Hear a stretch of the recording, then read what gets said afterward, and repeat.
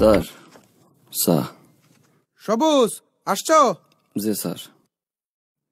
এই নাম্বারটা রাখো, এটা হচ্ছে তোমার ভাবির নাম্বার।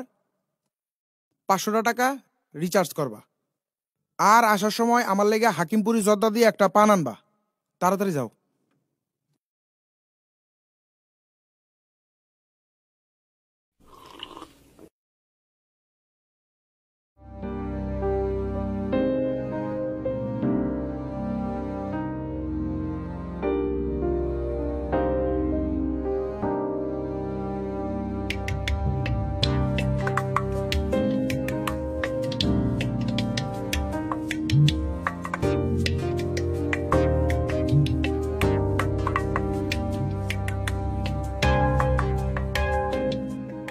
স্যার আইসো? টাকা বাড়াই দিছি, আর এই যে পান। ভালো করছো। স্যার গতকাল তো কইছিলেন আজকের কথা। আরে বাবা, অফিসের মালিক কে আমি? অফিসের মালিক তো ভিতরে বই আছে। প্রতিদিন এক কথা আমারে কইও না বাবা, খুব কষ্ট লাগে আমারও। যাও, সময় হইলে পাইবা।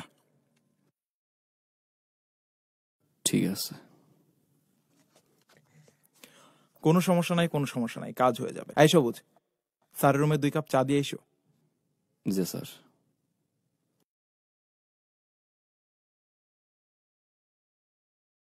সবুজ, এই সবুজ, সবুজ। জি ম্যাডাম। ছিলেন কোথায় আপনি? কখন থেকে ডাকছি, আপনার কথা কানে যাচ্ছে না। একবারও জবাব দিচ্ছেন না আপনি। আপনি জানেন না আমার 11টা থেকে অফিস? পুরো অফিসে আপনাকে আমি খুঁজেছি, ছিলেন কোথায়? ম্যাডাম সালেক। একদম মুখে মুখে কথা বলবেন না। এখন পর্যন্ত আমার পানির বোতলটা ভরেননি, ডেস্ক পরিষ্কার করেননি, করেন কি সারাদিন?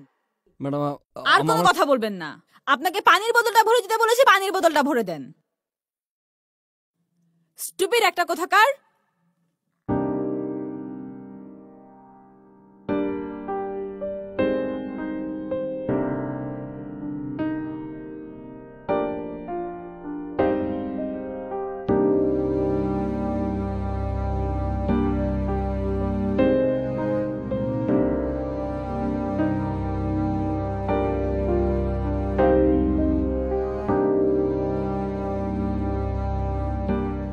আপনি বাকি কাজগুলো জুনিয়রদেরকে দিয়ে দেন, আপনি এগুলো নিয়ে টেনশনই করবেন না, বুঝছেন?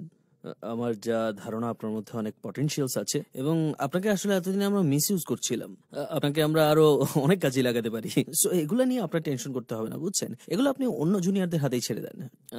সবুজ কিছু বলবো মনে হয়? স্যার আজকে তো স্যার মাসের 12 তারিখ, অফিসের সবার বেতন তো হয়ে গেছে স্যার। আমার বেতনটা কি স্যার আজকে দেওয়া যায় স্যার? সালেক স্যারে কইছিলাম, কিন্তু স্যারে। সালেক সাহেব, সালেক সাহেব, সালেক সাহেব।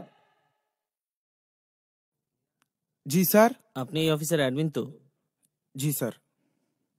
এইসব কি ছোট লোকের বাচ্চা রাখছেন অফিসে? আমার কাছে এসে স্যালারি চায়, আমার কাছে। এক্ষুনি বের করে দিবেন, লাথি মেরে বের করে দিবেন। আমার কাছে এসে স্যালারি চায়, আবার আমাকে শোনাচ্ছে আজকে মাসের 12 তারিখ। কাকে রেখেছেন এগুলো মূর্খ লোকজন? এক্ষুনি বের করে দিবেন। স্যার আমি দেখতেছি। এই সবুজ, এদিকে আসো, এদিকে আসো। সরি মিস্টার, আসলে ছোট লোকের বাচ্চাদের নিয়ে মানে কি বলবো, মাসের 12 তারিখ কি খুব বেশি সময়? তুই স্যারের কাছে বেতন চাইছিস কে? স্যার আপনি না কইলেন মালিককে কইতে। ওরে আল্লাহ, মাসটা শেষ হইতে না হইতে এলিয়ে তুই আমার কাছে 50 বার বেতন চাইছস। তোর মতো চা বানানোর লোক আমার পিছনে পিছনে ঘুরে, তুই তো ল্যাংরা। ভালো ভালো সুস্থ সুস্থ মানুষরা আমি চাকরি দেই নাই। স্যার আমার তো বেতনটা স্যার লাগে। ওরে কপাল, মাসটা শেষ হইতে না হইতে তুই এই লই আমার কাছে 50 বার বেতন চাইছস। 500,000 টাকার লেগে কি তুই আটকে আছস? 500,000 টাকা তুই এই লই আমার কাছে কতবার চাইছস? আজকে তুই স্যারের কাছে গেছস। আমার যদি চাকরির কিছু হয় তোর আগামী মাসে লাথি দিয়ে আমি বাইর করে দিব। মনে রাখিস কথাটা, ছোট লোক। যা আমার লেগে এক কাপ চা নিয়ে আয়।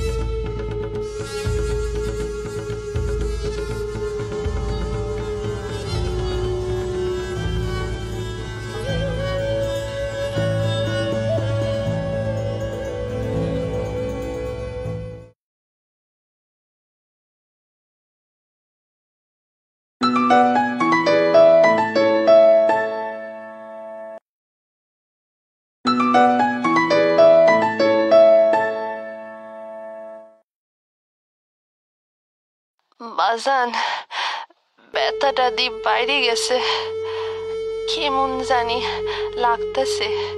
ওই টেস্টগুলাও তো করানো হয় নাই। আজকা আউনের সময় কি ওষুধগুলা লয়ে আবি? ব্যথার চোটে আজ খাট থেকেও নামতে পারতেছি না।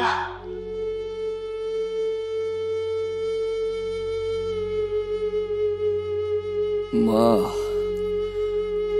আমগো মতো গরিবের কপালে মা আল্লাহ ওষুধ লেখছে, ওষুধ লেহে নাই মা। অফিসের সবাই তোমার সবুজরে খুব আদর করে মা।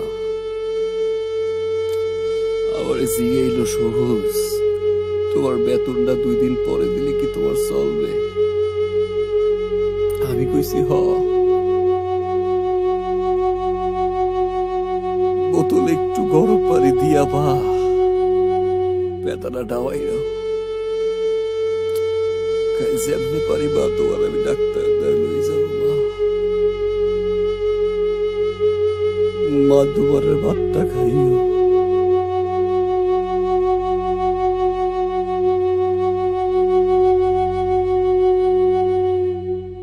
আমরা সবাই জানি সমাজের এই সকল মানুষগুলো হয়তো কারো বাবা, কারো ভাই অথবা কারো সন্তান, কিন্তু ভুলে যাই তাদের সাথে হাসি মুখে একটু ভালো ব্যবহার করতে। আপনার চোখে এই মানুষগুলোর পারিশ্রমিক খুব সামান্য হলেও ওই সামান্য পারিশ্রমিকের উপর নির্ভর করে কয়েকটা প্রাণ। এই মানুষগুলোর জীবন সুন্দর করতে দরকার শুধু একটু হাসি মুখে ভালো ব্যবহার আর যথাসময়ে তাদের ন্যায্য পারিশ্রমিক। হাই, আমি মুশফিকার ফারহান।